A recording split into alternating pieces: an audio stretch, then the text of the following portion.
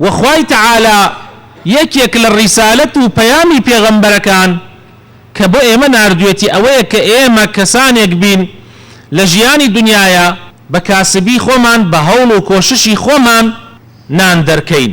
بۆیە پێغەمبەری خوا صلی الله عليه وسلم ئەفەرمێ پێغەمبەر نەبووە ئیلا شوانێتی کردووە.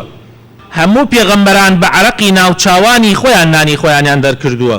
پرسیاران لە پێغەمبەری خوا کرد، ئەسحابەکان فەرموویان ئەی پێغەمبەری خوا تەنانەت بەڕێزیشت؟ فەرمووی بەڵێ منیش لە مقابلی چەند دیرهەمێکە یان چەند پارەیەکی کەمە کە مانگانە پێم ئەدرا من شوانێتیم بۆ خەڵکی بۆ دەوڵەمەندەکانی مەککە ئەکرد. پێغەمبەری خوا صلی الله عليه وسلم گەنج بوو شوانێتی ئەکرد بۆ یارمەتیدانی مامی ئەبوو طالب باوکی ئیمامی عەلی کە خاوەنی عایلەیەکی زۆر بوو. پێغەمبەری خوش صلی الله عليه وسلم دوای وفاتی باپیرەی کە باوک و دایکی هەر لە مناڵی وفاتیان کردبوو، پێغەمبەری خوا صلی الله عليه وسلم کەوتووە لای مامی جا ئەفەرمێ پێغەمبەری خوا صلی الله عليه وسلم وەکو مناڵ و گەنجێک نەبوو کەوا ئیعتیمادی لەسەر مامی بێ، بەڵکو هەوڵێدا یارمەتی مامیشی بدا و بارەکەی لەسەر سووک بکە.